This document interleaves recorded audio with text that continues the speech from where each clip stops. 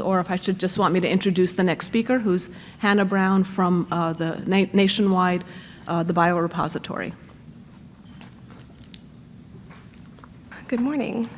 I'll also try to keep it as brief as possible. My name is Hannah Brown, and I'm here representing the SWOG Biospecimen Bank. And today we're going to go over just a few of the common errors that we see at the bank and how we can kind of reduce those together.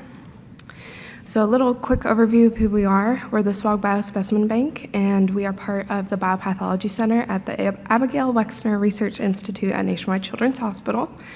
Really long name, but you just need to worry about us as the SWOG Biospecimen Bank. Our operations are largely grant and contract supported, and we serve as the biorepository for a large number of cooperative groups and organizations, including SWOG. On any given day, the bank receives between 70 to 110 packages, which can contain upwards of 1,000 specimens. And we receive several different types of specimens, including paraffin materials, fresh blood, bone marrow and urine, frozen blood products and urine, and frozen tissue.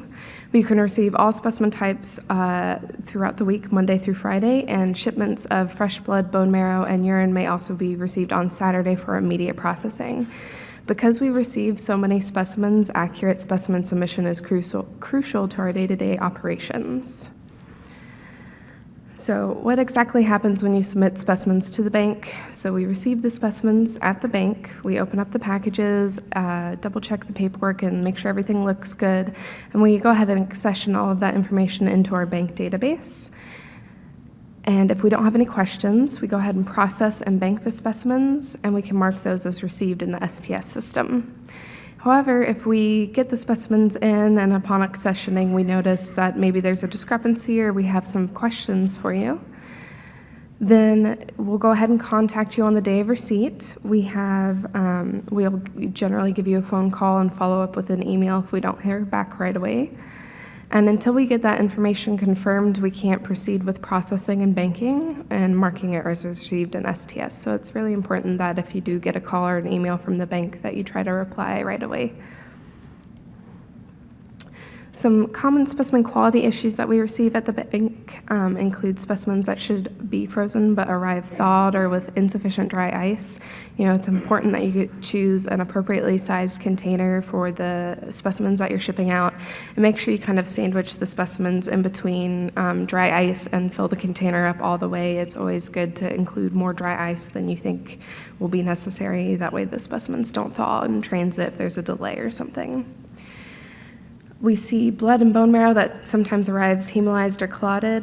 This is often because either the blood or bone marrow wasn't thoroughly mixed with the anticoagulant or because it was violently shaken.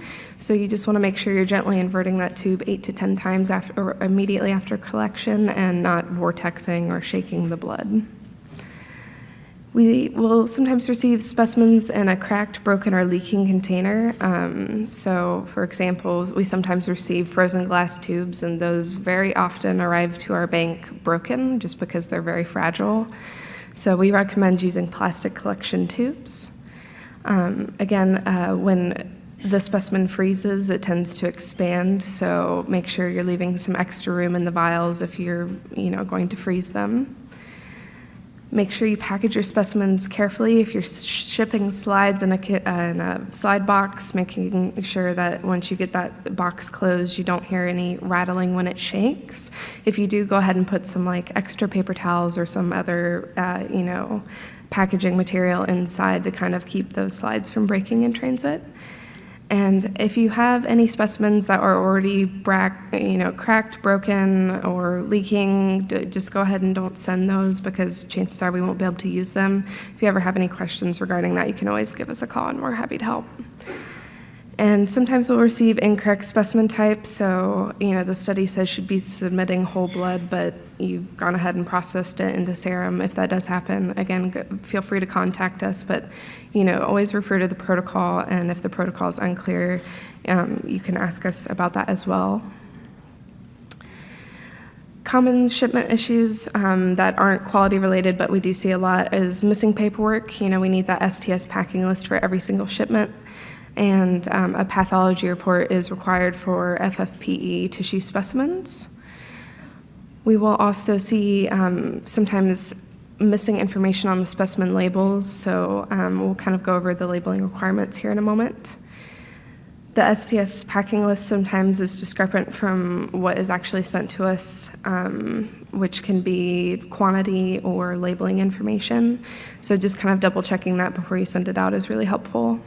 And again, just kind of insufficient dry ice, even if it doesn't impact the quality, you know, it's can cause some problems. So for the specimen labeling requirements, since September of 2018, we received 2,136 specimens that were inadequately labeled. So that's a lot of us contacting you and you getting back to us, and it creates a lot of work for everybody all around. And we love talking to you guys, but we don't want to bother you all the time. So just to kind of review some of the specimen labeling requirements, all specimens should have the patient number, the patient initials, the date of collection, and the specimen type being whole blood, serum, etc. Additional labeling requirements for FFPE include the tissue type, surgical pathology ID, and block number. And because we can't assume any information, it will result in us having to contact you, even if it's, you know, it's pretty obvious that it's a tube of blood. We can't assume that it is, because it could be bone marrow or something else, so we will have to call and verify that. And again, I could delay the processing depending upon what kind of a labeling error it is. For your reference, we do have some labeling templates available on the CRA workbench. They're super helpful.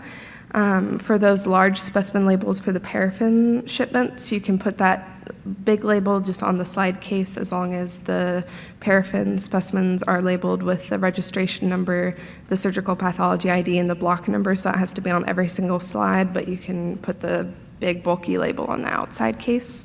And for those smaller labels, if you're trying to put them on a cryo vial or something, you can trim off that extra white space just to make it fit a little bit easier. So when you're preparing the shipment, again, we ship a lot at the biorepository, so our, you know, tip is just double check, double check, double check. You should always verify that all specimen labels include all of the required information, double check the protocol, see if there's any like protocol-specific requirements. You want to verify that the STS packing list matches all of the specimens, quantity, labeling information, and then you also want to, you know, just double check, am I submitting the right paperwork with that packing list and a redacted pathology report. We're currently working on the redaction guidelines for the pathology report, and those will be posted on the SWOG website when they're finalized. But you always want to make sure that the SPID, the block number, collection date, diagnosis, any of that information pertaining to the specimens is visible. And you want to make sure that the registration number is included at the top of all the paperwork. Some other shipping considerations, you can batch ship specimens. If it's stated in the protocol, you can batch ship the FFPE specimens and frozen specimens. But as a general guideline, we don't recommend including any more than 5 patients in a single shipment, because shipments can sometimes occasionally get lost or delayed or damaged, where it actually damages the specimens. We've seen, you know, slides run over and just arrive totally crushed, and so it's better if it happens to only a few patients than like 20. And when you're submitting, go ahead and package each patient specimens separately, and if there are multiple time points, we recommend including fewer than 5. Make sure that you're always thinking about the season when you ship. So for frozen specimens, again, always include plenty of dry ice, but in the warmer months for ambient specimens, you may want to include a refrigerated cold pack unless you're sending something that shouldn't be refrigerated. And during the colder months, you'll want to make sure you're insulating really well with bubble wrap to prevent the specimens from freezing. We do prefer that you ship FedEx priority night overnight when possible, because it arrives at the bank early in the day, whereas some other methods of delivery tend to, you know, arrive much later in the day. So when errors are received at the bank, since September of 2018, we had 484 cases that had errors that were unable to be resolved the same day. So that's us calling and emailing you on the day of receipt, but people, you know, you guys are busy, you don't always get back to us right away, and that's totally okay, but you know, we try to get things resolved as quickly as possible at the bank. So what happens, we call an email for the follow-up on the day of receipt, and I did include the subject line for our template emails. You'll see these coming through the bank a lot.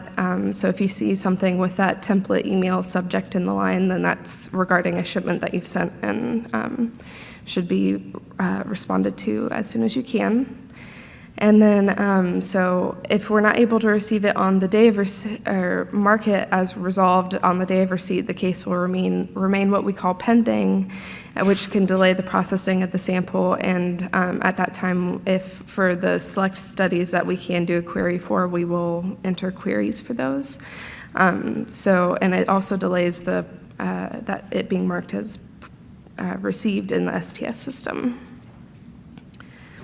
And then just one other thing that we kind of wanted to touch on was sometimes we'll get blocks that can only be submitted on a short-term basis for something that's needed on, for, really far down the line. So if the block can't be, submitted for a study that really doesn't have an end date, you can always check if the protocol allows slides to be submitted to meet the requirement instead. Because unfortunately, we don't pay for the return of specimens to your facility, so sometimes it's easier if slides can be banked on a permanent basis, then sometimes it just makes a lot more sense. If you do need to do a block return, you will need to request permission from Dr. James Ray, and let him know if the block return is because the pathology department needs it back, if it's for patient care, because we definitely try to get those patient care specimens out as quickly as possible. And then you can, once you've obtained permission, you can email us at the bank, and we can send you the form. You'll just, fill the form out with FedEx account number or provide an air bill, your shipping address, specimen, identifiers, that sort of a thing, just so that we can make sure we're sending you back the right stuff. And we have a few helpful sites listed. We have the general SWOG submission guidelines, the CRA workbench, and we also have the kit management system listed for the few studies that we do provide kits for. And then we have our contact information, and just to note that the zip codes are different because they're on different sides of the street, so it's not a typo.